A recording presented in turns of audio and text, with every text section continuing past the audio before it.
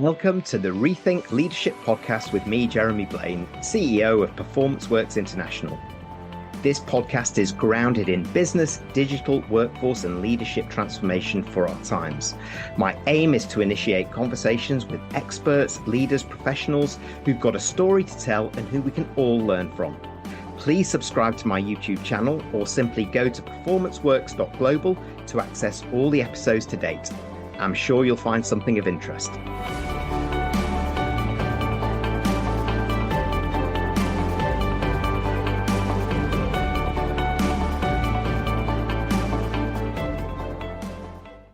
Hello and welcome to this episode of the Rethink Leadership podcast.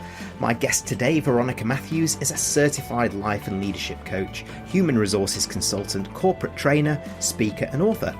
She's a native of Prince George's County, Maryland, and a proud bison of Howard University.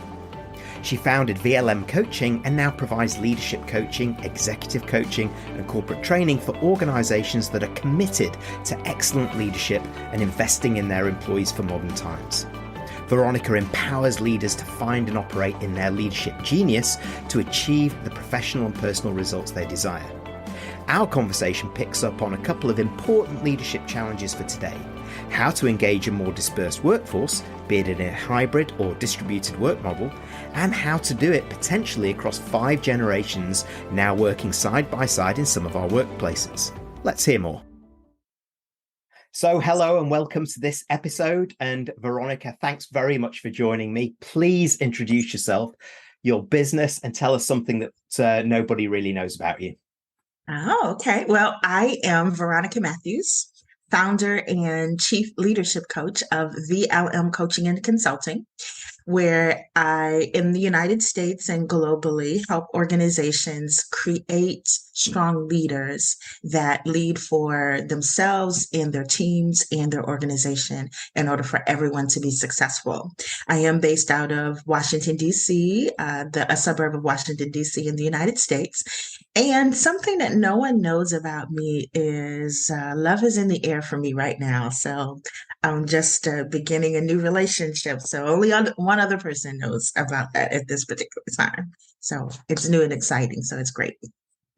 Well, congratulations. So only one person knew about this before you just said that. Exactly. Now, potentially Not thousands everybody. do, Veronica. I hope you're happy with that.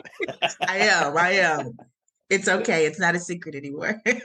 Great. Well, good luck with that. Congratulations. And Thank you. we got in touch because I saw that you do a lot of work in terms of modern leadership development, and particularly as we've moved into the new normal, be that hybrid working or distributed working. So let's start there from a leadership perspective. So from your point of view, Veronica, what do leaders need to know to be successful leading teams in this hybrid environment? Yeah.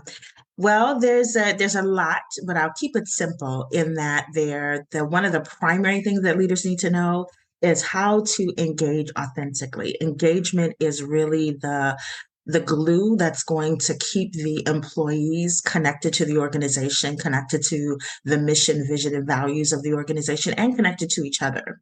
And connected individuals create high-performing teams. So engaging authentically and doing that from a place of comfort. You don't have to be an extrovert to engage authentically. You just have to care about others. So that leads to the next thing, which is to be accessible to their employees, because in a distributed environment or in a hybrid environment, you have some people are going to be in the office. Hopefully everybody will be in the office on the same day to increase collaboration. And there needs to be a level of accessibility. They need to know that just like old times, they could walk down the hall and find you in your office, or maybe even set up a Teams meeting, that to be able to get to the leader and to be able to know that they can access you and that you're visible and that you desire to be open and available to them.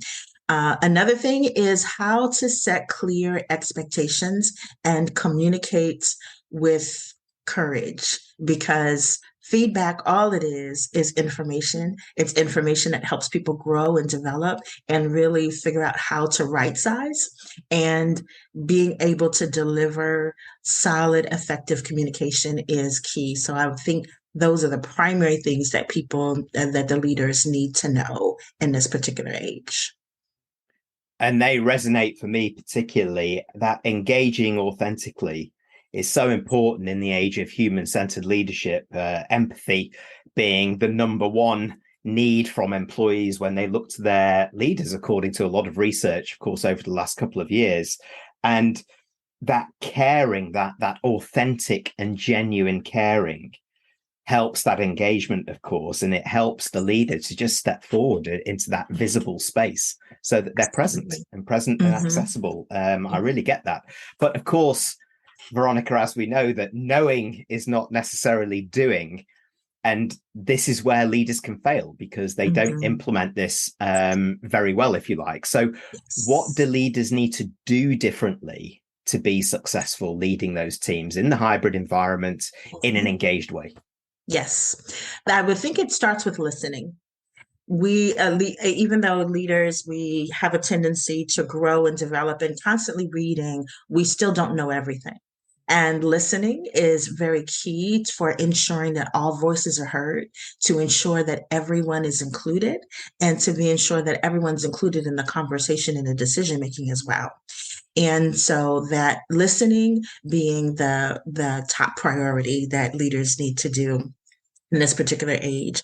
Also, continue to remain inclusive, flexible, and fair, because individuals we're working with, they're not the same. They're going to have different needs. So to be open and to be flexible and fair with what they have going on, and in allowing them the opportunity, which is another point, is to focus on the outcome and not the process, right? So allow the team members to be able to figure out the process on their own. And then that leads into being open and fair. So if you're open, you're listening, you're constantly connected and tuned into your team, then you're enabling them to be able to figure out the how on their own, as long as the outcomes are what is needed for the organization and for the team. Yeah, And very. one last, yeah. Oh, sorry, go ahead. I was going to say, yeah, very empowering approach, actually. But you have one more point, Veronica. Yes, and it's a major point, is to acknowledge and reward and develop employees, because you mentioned that one of the primary things that people need is empathy, and they also want to be developed. They want to be acknowledged for doing a great job. They want to be rewarded, and that reward is not always monetary. It could be something where they get an opportunity to take on a stretch project. So acknowledge, reward, and continue to develop employees. Yeah, I really, that resonates with me, because we need sort of almost like a different recognition model, particularly if we're going to be more empowering of our employees. You know, how do you catch them doing it right from a behavioral point of view, not just from the numbers perspective, right? So that's there. But you're right. I mean, it starts with active listening, being flexible and fair. And you're also right when you say, you know, one size doesn't fit all. And we're in an era where potentially, in some legacy organizations particularly, there are 5 generations now working together alongside each other in some of these workplaces, but also in a hybrid environment. So one size particularly doesn't fit all from that perspective. So how should leaders effectively lead across the generations, if you like, in normal circumstances, but more importantly now in the hybrid environment? Absolutely, absolutely, and that one size fits all is pretty key, because even within the generations, they're not a monolith.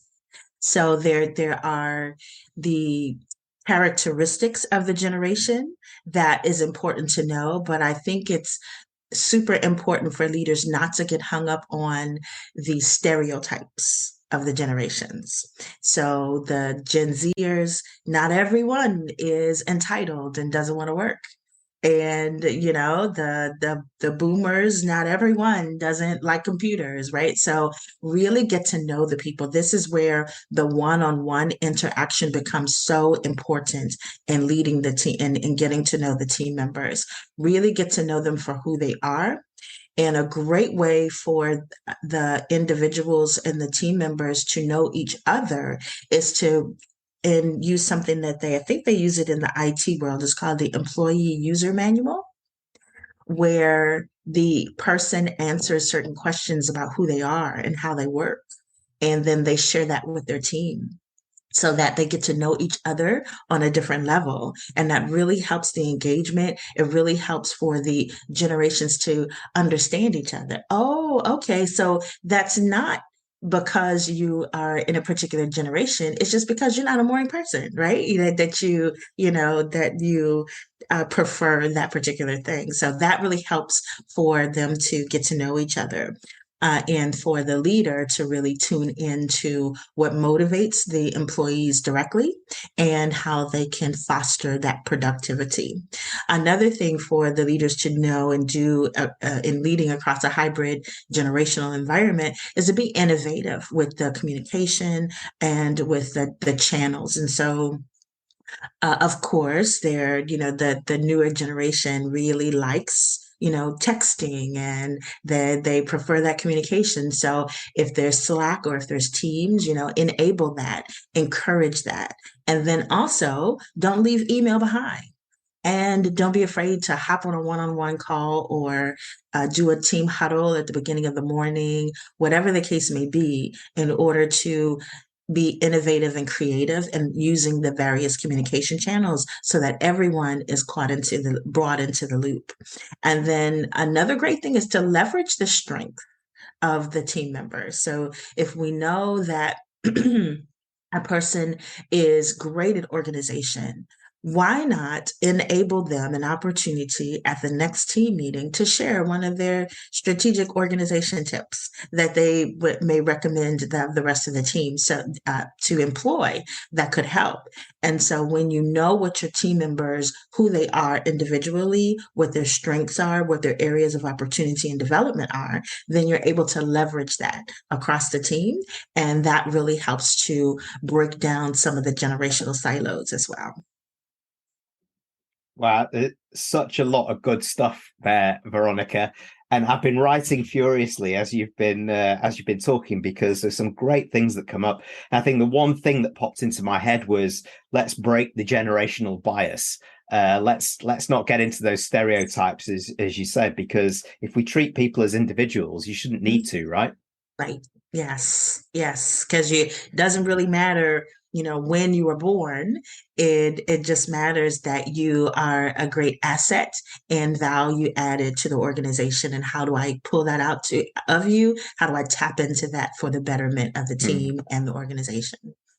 Yes, so let's stop labeling people then. Yes. From that point of view. Yes, you're right. And I also like the point about the enabling technologies, is that, and you mentioned it, the terminology used, leave email behind. I love that. Absolutely. Yes, please.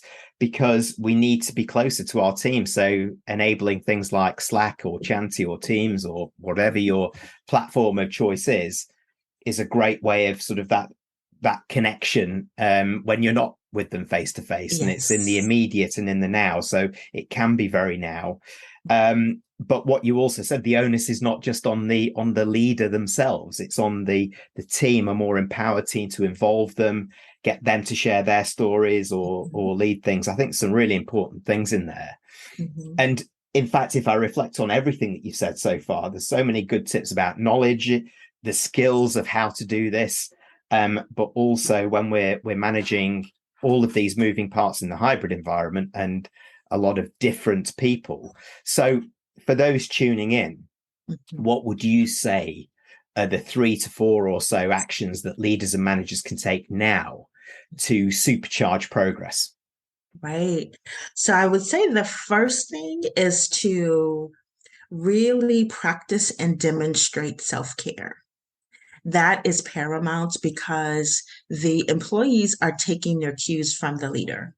And if the leader is sick and still responding to email, And if they're out of the office on vacation, but they're still tuning into meetings, that is the example that the employees are going to follow.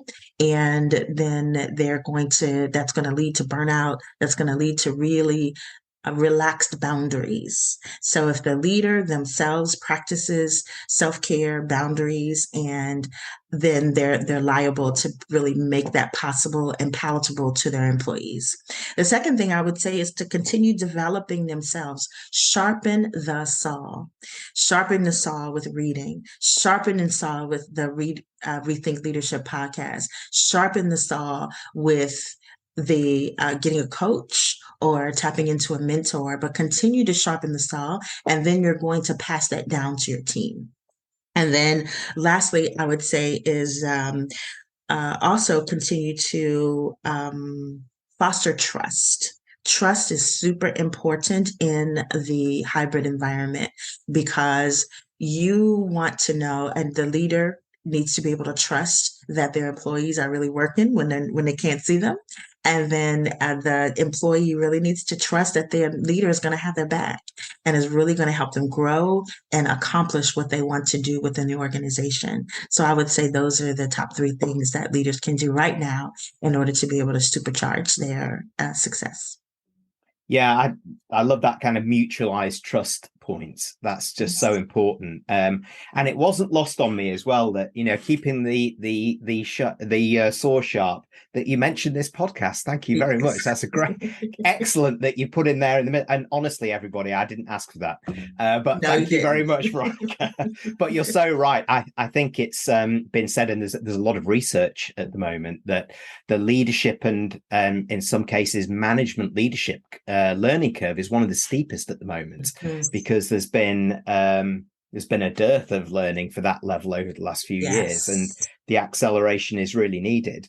And there is also new research that I've read about a lot of leaders now saying, yes, we need to take care of ourselves, because for the first time they're coming out and saying, you know what, it's about my mental health and physical well-being as well as my employees. And you know what, I'm struggling, I need a bit of help. So that self-care, that openness that you talked about before, that demonstrating of sort of great empathy within the organization, I think can start to bring the levels closer together and break down some of those hierarchical barriers. Would you agree with that? Absolutely. Absolutely. Definitely. Yeah.